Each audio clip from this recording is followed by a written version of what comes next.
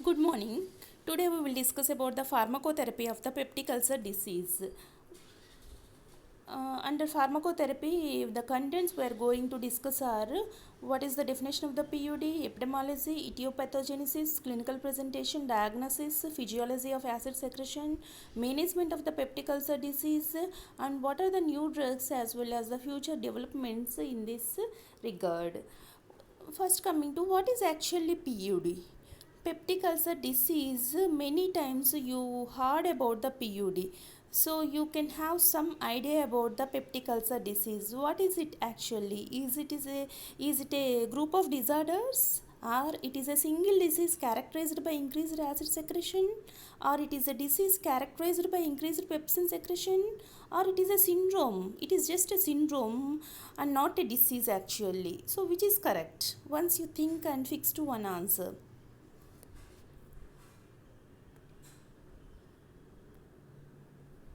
Yeah, it is a group of disorders. So, peptic ulcer disease can be defined as group of disorders characterized by painful sores or ulcers in the lining of the upper GIT. So, you never find the ulcers in the last part of your intestine. So, it is mainly, you can say that you can't see these ulcers in the large intestine. So, whatever the ulcers generally find at the duodenum region as well as in the stomach region. So that's why we are telling that PUD occurs in the upper GIT, and it is how it can be characterized. It is a painful formation of the painful sores or ulcers in the lining of the upper GIT. So if you see this, generally what happens, the lining will be same, that is uniform lining will be there on the GIT or in the inner part of the GIT. But here what happens, because of the ulcer formation, the mucosal layer becomes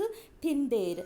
There can be formation of the sores, so perforations, and if it is a severe type, it may lead to the perforations of the mucosal wall also, or GI wall also. So all these are nothing but the characteristic features of the peptic ulcer. So simply you can say that it is the disorder characterized by the painful sores or ulcers in the lining of the upper GIT. And as we are telling, it is a group of disorders. So what are those disorders which you can group under peptic ulcer disease? Means it can be the duodenal ulcer, it can be the gastric ulcer depending on the site, or it can be Zollinger-Ellison syndrome, that means because of hypersecretion of the gastrin hormone, or it can be drug induced ulcers, or it is stress induced peptic ulcer, or H pylori induced ulcers.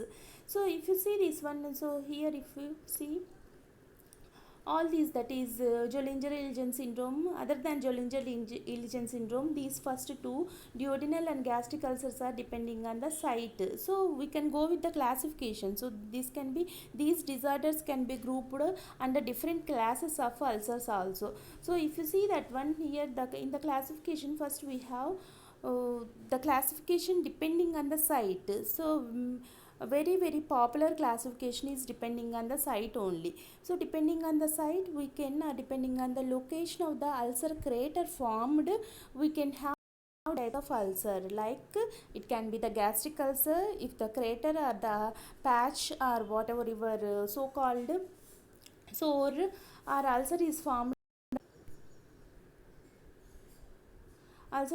on stomach, it can be called as gastric ulcer. If it is formed on the duodenum, it can be called as duodenal ulcer. If it is formed in the esophagus, it can be called as esophageal ulcer. And if it is in the Meckel's diverticulum, it can be called as Meckel diverticulum ulcer. Meckel's diverticulum, it is a congenital disorder where there will be outpoaching of the intestinal wall, or bulging of the intestinal wall can be seen. So sometimes on that part there will be formation of the ulcer, which can be called as Meckel's diverticulum ulcer.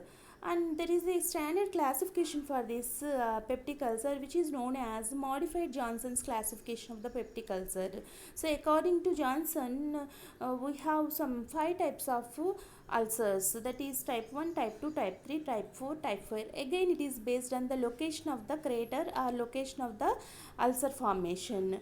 So if you see the type 1, where there will be ulcer formation at the lesser curvature of the stomach. And if you see the two, there will be two ulcer craters will be formed, that is one at the, one in the gastric region and the second one is in the duodenal region, or it can be the pre-pyloric region.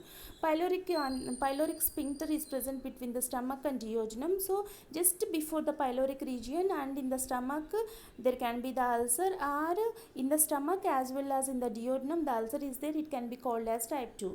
And type 3 is pre-pyloric ulcer. If the ulcer is formed only at the pre-pyloric region, it is called as pre-pyloric ulcer. Type 4 ulcer, when the ulcer crater is formed in the proximal gastroesophageal region, so that is it is present at the proximal part of the esophagus, then it can be called as proximal gastroesophageal ulcer.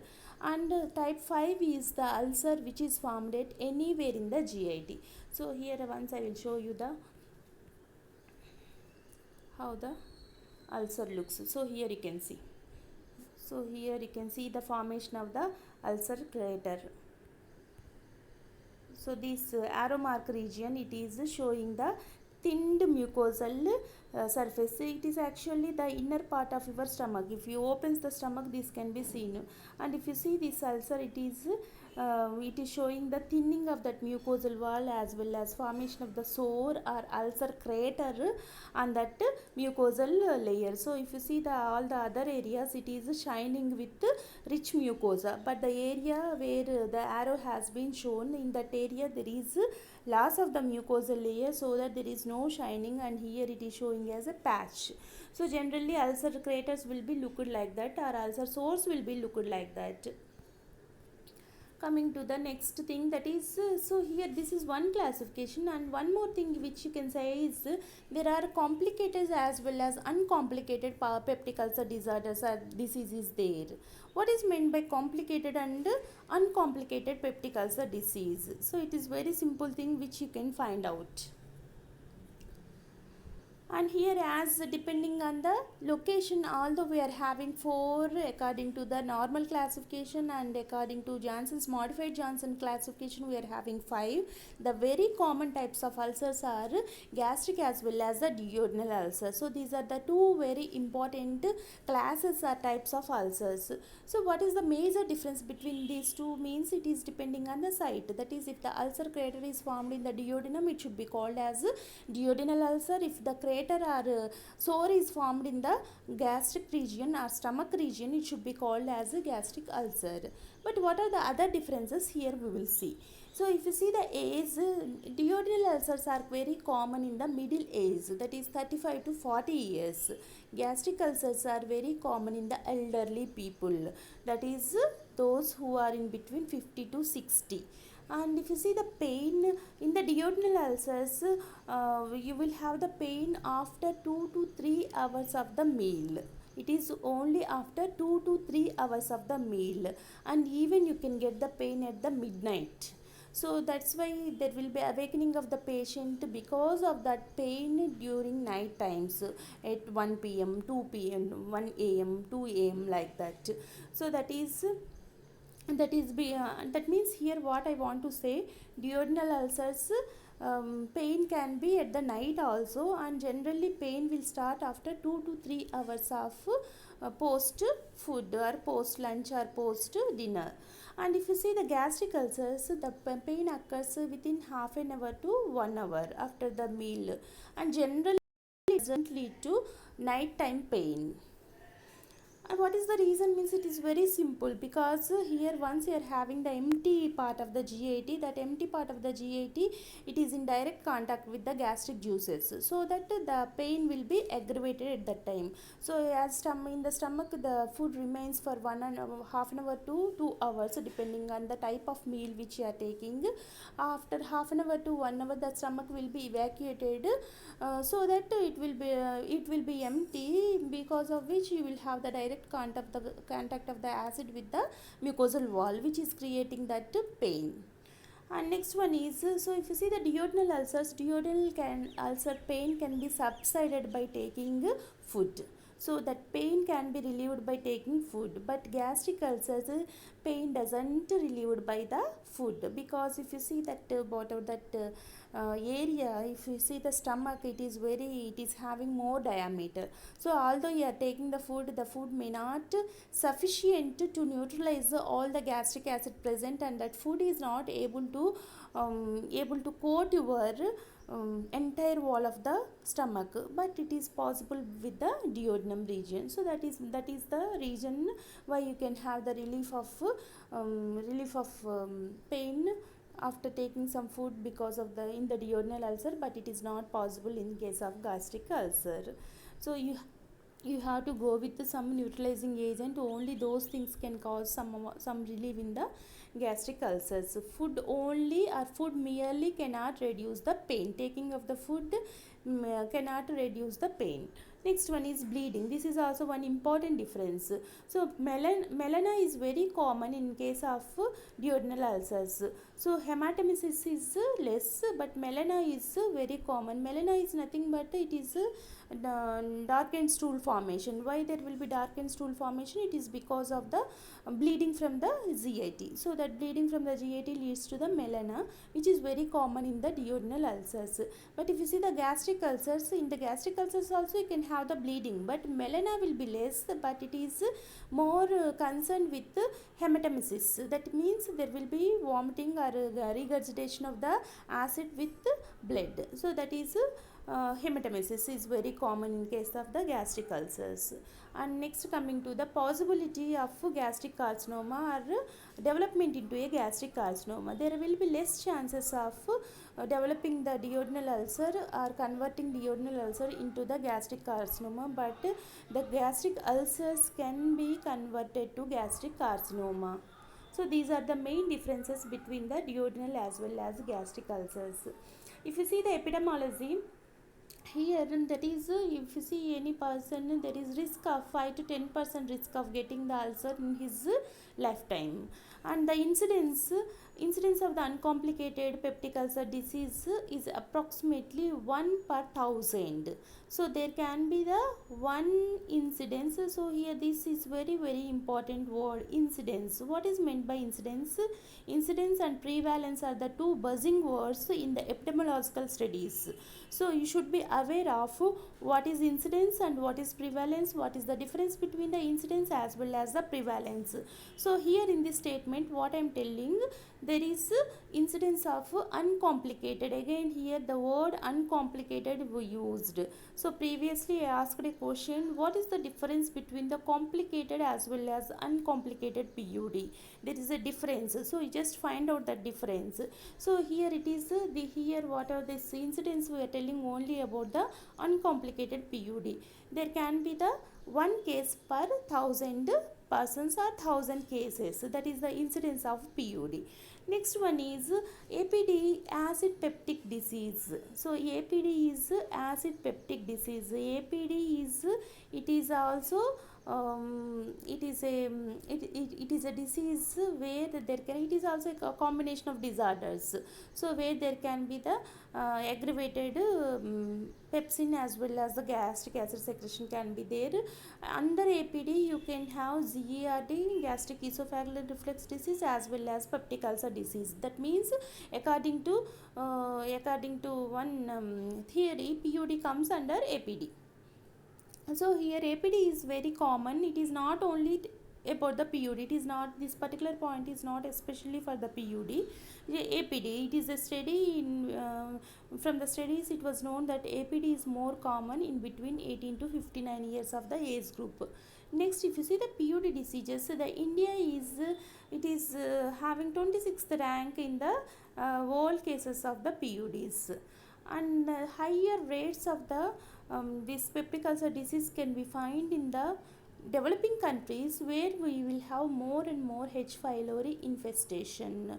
There is a direct that is there is a direct link between the H. pylori infection as well as as well as the peptic ulcer disease in case of developing countries. But you have to remember that all H. pylori is not having the same virulence.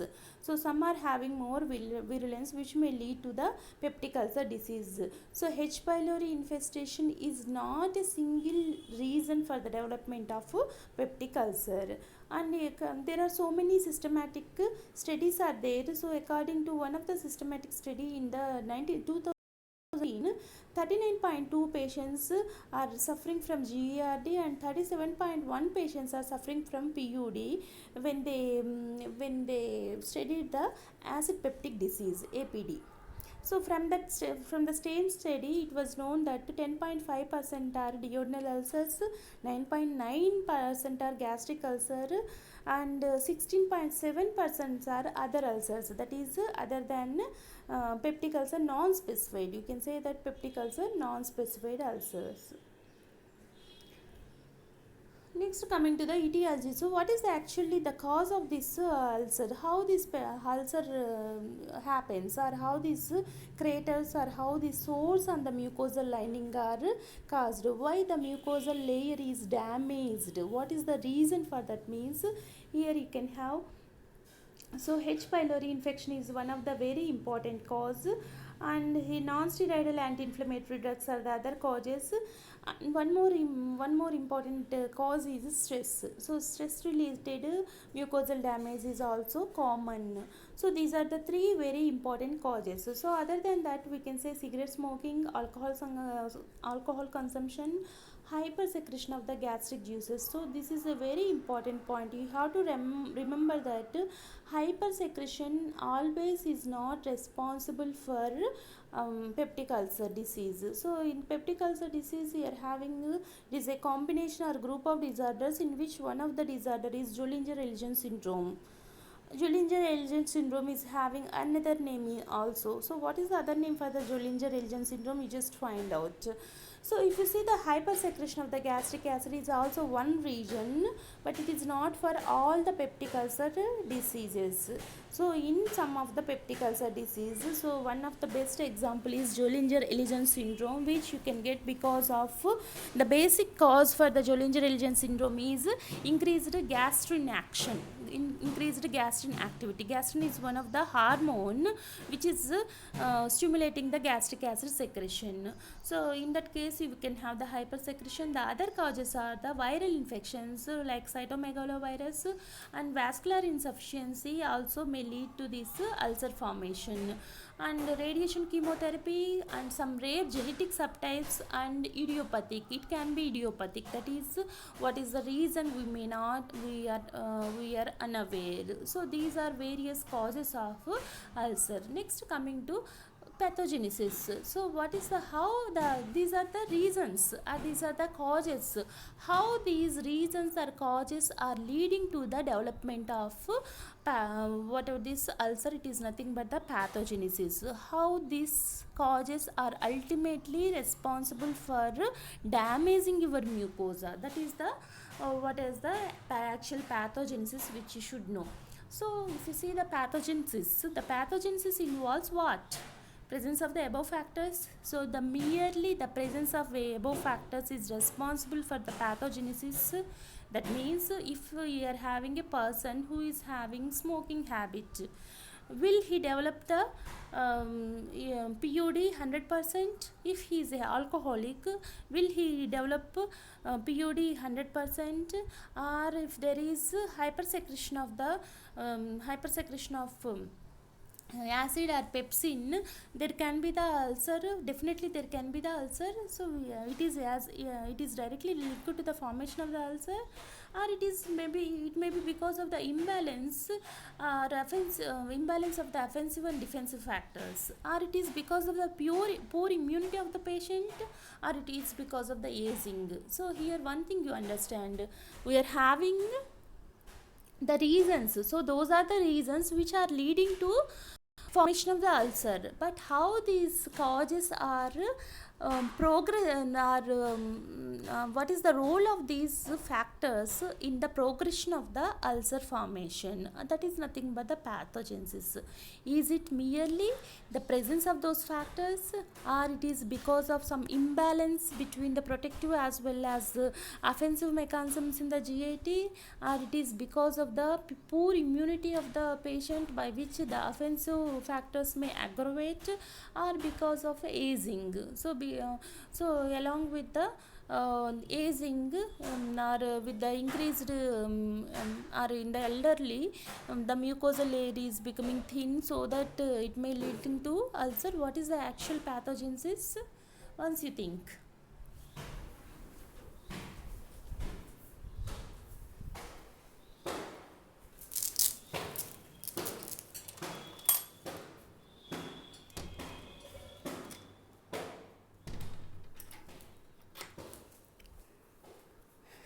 Yeah, the pathogenesis is the imbalance between the offensive as well as defensive factors. So here you can see, here there is more offensive factors and less defensive factors.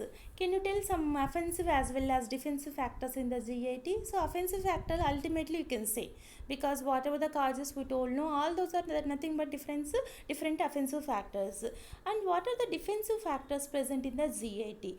So here we are telling that the presence of offensive factors is not merely responsible for the formation of the PUD, or it is not solely responsible for the pathogenesis of PUD. Actually, it is the imbalance between the defensive factors as well as the offensive factors.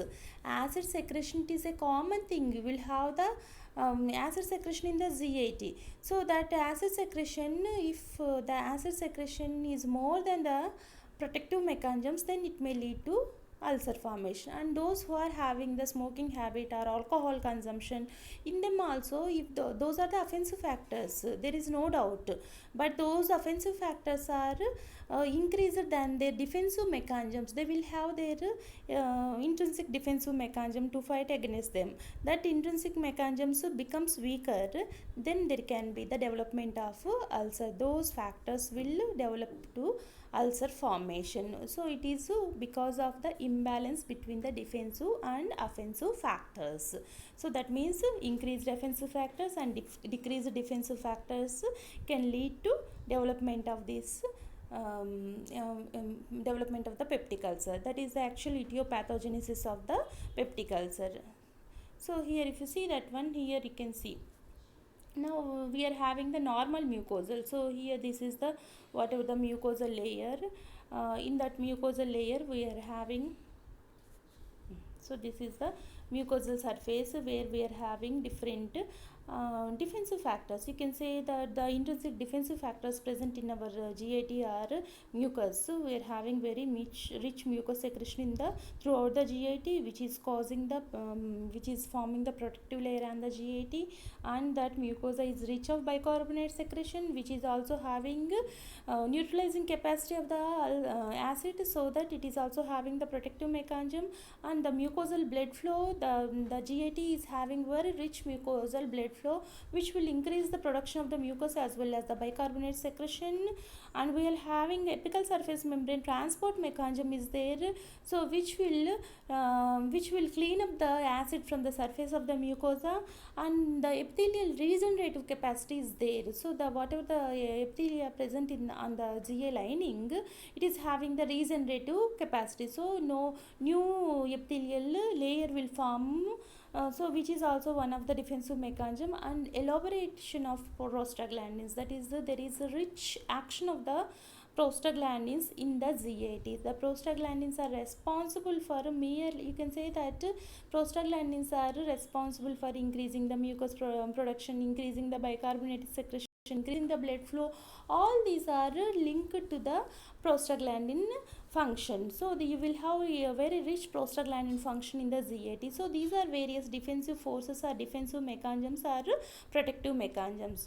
Whereas if you see the damaging forces are whatever the offensive mechanism, so this is whatever the gastric acidity, that is increased gastric acidity, as well as the peptic enzymes like pepsin, like pepsin can also lead to this one. And these are the, so if you see these are the different extrinsic damaging factors or extrinsic offensive factors. So if you see these two, that is gastric acid secretion and peptic enzymes, these are the intrinsic damaging factors or offensive factors. But along with that, whenever you come H. pylori also you can say intrinsic only. So other than that H. pylori, all other factors here listed out, they are, that is NSAIDs, along with the aspirin, cigarette smoking, alcohol. These four are the extrinsic damaging factors or extrinsic offensive factors which are responsible for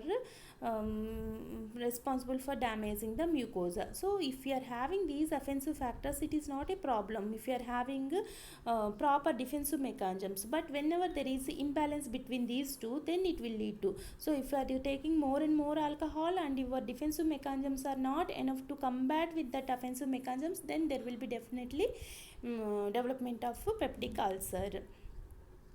And here, because of that, because whenever these defensive factors are dominated by the defensive factors are dominated by the offensive factors, there will be impaired defense, so which is leading to the damage of mucosa. So here you can see the mucosal, how this is the mucosa, how that mucosal surface is damaged and how this mucosal surface become very thin, and here there is debris formation, granuloma formation, fibrosis, so which may ultimately lead to, so still if it develops, still it may cause the perforations.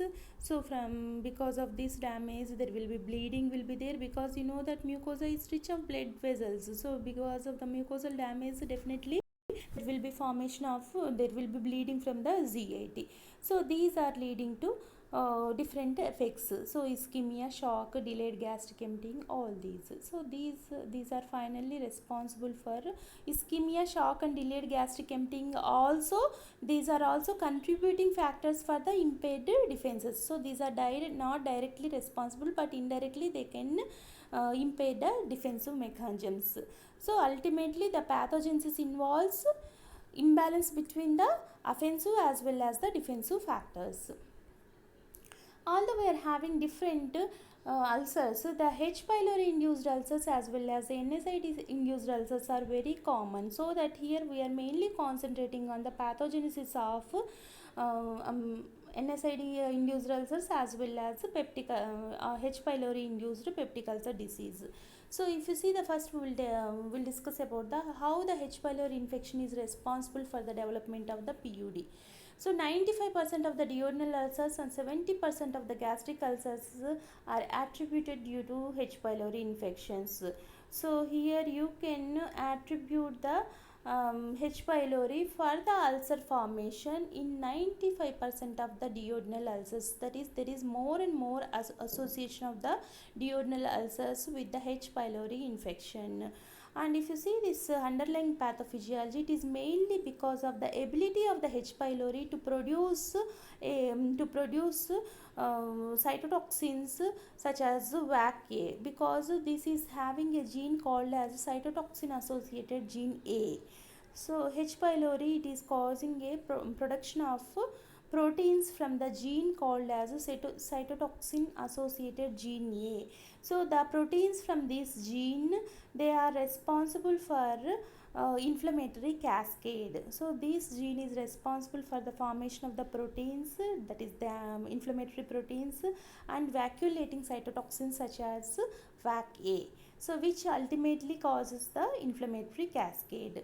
So if you see the number of enzymes, and H. pylori, it is also responsible for producing number of enzymes which are directly causing the tissue damage, like urease, hemolysins, neuraminidase, fucosidase. So these are some various enzymes secreted by the H. pylori, which ultimately damages the mucosal surface. And one more thing is, H. pylori, it can interfere with the gastrin hemostasis. Gastrin is one of the enzyme which is one of the hormone which is responsible for the endocrine pathway of the gastric acid secretion. So once you are having increased gastrin secretion means there will be increased acid secretion, so that hemostasis of the gastrin is interfered by this H. pylori infection. So like this, the H. pylori infection, it is leading to all these effects, that is it is aggravating the inflammatory pathways, it is causing the direct mucosal damage by secreting certain enzymes, and it is also interfering with the gastrin homeostasis. So ultimately this is really responsible for causing the mucosal damage. Next, coming to non-steroidal anti-inflammatory drugs, so which are mainly responsible for causing the gastric ulcers than the duodenal ulcers. So H. pylori infection and NSAIDs are the main types of ulcers, that is H. pylori induced ulcer and NSAID induced ulcer. H. pylori ulcers are more associated with the duodenal ulcers, or they lead to duodenal ulcers, whereas NSAID induced ulcers are generally leading to gastric ulcers. So that thing you can remember. And here we are telling that 14 to 25% of the gastric ulcers and duodenal ulcers are associated with NSAIDs, but you have to remember a fact that more gastric ulcers. So if you see this range 14 to 25%, this high range is related to the gastric ulcers, and low range is related to the duodenal ulcers. More and more gastric ulcers are associated with NSAID use. And how NSAIDs are leading to ulcer formation? It is very simple mechanism. You know that NSAIDs are cyclooxygenase inhibitors. So they are interfering with the cyclooxygenase pathway, which is responsible for the prostaglandin synthesis. Prostaglandins are responsible for they are very well known for their mucoprotective action or gastroprotective action. So once they are in that prostaglandin synthesis is interfered by the NSAIDs, there will be decreased mucosal protection. So that NSAIDs are mainly concerned with decreasing the defensive mechanism, where H. pylori infection is mainly concerned with increasing the offensive mechanisms. That is nothing but the H. pylori infection. So that is the difference mainly which you can catch. So here, because of the decrease in mucosal production, what will happen? There is weakening of bicarbonate barrier, and the gastric acid action and pepsin action will be increased. So which increased means here imbalance again. It is not directly increased. So relatively, when compared to the mucoprotective mechanisms, as mucoprotective mechanisms are suppressed, you can say that ultimately it is leading to high amount of gastric acid as well as pepsin, relative increase in the gastric acid and pepsin secretion.